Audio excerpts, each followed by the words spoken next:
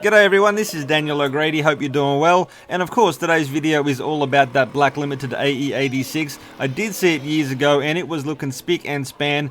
Clearly a whole lot has changed and I'll be talking about that, and also some of the amazing cars in his yard, and another couple I saw on the way. Gonna blow your minds.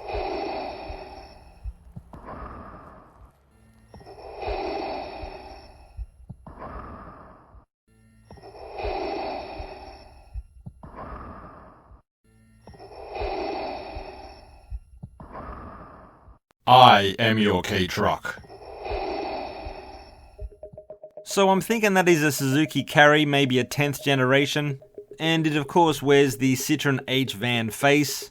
Not the first I've seen, but definitely the coolest. It is looking sweet in black, and the wheels are of course SSR Mark II. And not just the face, out the back is Très Bon As. There's the corrugated skirts all the way around, and it's looking sweet. And the next car I saw was this widebody JZA80. Just 2 photos I'm afraid, but if our paths should cross again, I'll be shooting footage for sure. Thanks for your patience everyone, I do hope the detour wasn't too uncomfortable. But now we have the 3 cars of Mr. Yamasaki. First, and this is going to require a bit of explanation, well first it's a Mitsubishi Minica. The second car we're going to be looking at is this Daihatsu Mira. And the third one is of course the AE86, which I'm going to leave to last, it just seems right. Note to self, turn phone off when recording narration. Yeah, and while I've got you, do consider subscribing if you haven't done so already, and whether you have or whether you haven't, do consider clicking that bell as well. You're going to get notifications of my videos when they're released on a Saturday and sometimes a Wednesday. And what you're looking at there is a 4th generation Mitsubishi Minica, aka the Minica AMI 55. The 4th gen mini cars ran from 77 to 1984, but I'm thinking this is the early one, so maybe this was made prior to 1981 or so. And now the explanation, because there is this event on every 2 years or so down in Kumamoto, or at least in northern Kyushu, and they show Zokusha or Kaido races, and there are lots of other names, but the less I talk about that the better. Anyway, there's this event, and for a bit of a gag, Mr. Yamasaki thought he'd put the body kit on this and take it to the show and, you know, show it. However, due to the current global crisis, which I don't think I need to go into, a whole lot of events were cancelled, hence the project has stalled. And speaking of stalled, let's see what's going on under the bonnet, and there's the engine, presumably fashioned from the remnants of Spock's homeworld. And what a fascinating little engine this was, only produced about 30 metric horsepower, but listen to these specs. Hemispherical head, aluminium rocker arms, 3 valves per cylinder. Amazing.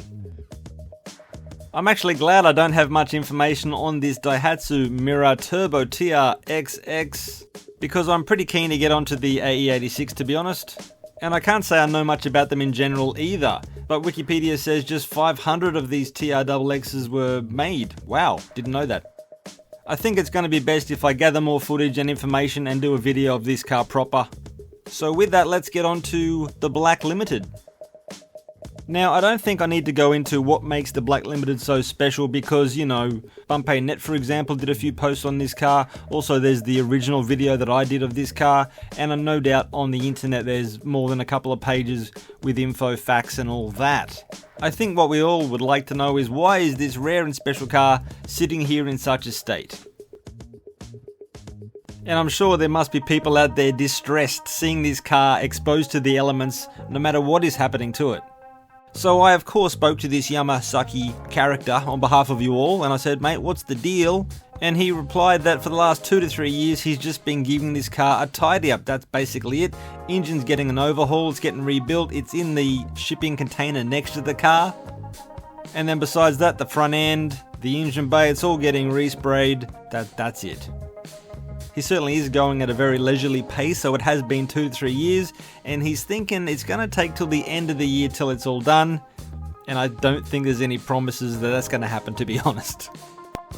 and to the interior, and it's in, it's in good condition, no dramas, but it's a bit deceptive given that there are spare parts in there.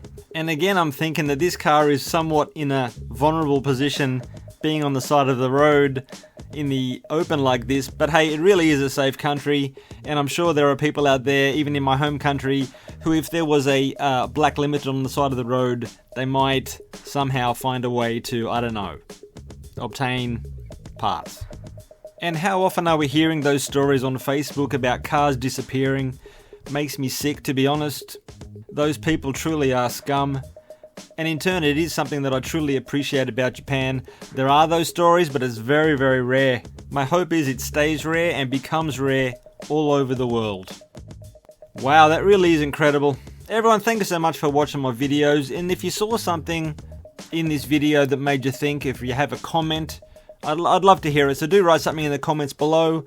And other than that, I'll see you next Saturday for sure with another WasabiCars video. Everyone, love yous all. Take it easy and goodbye.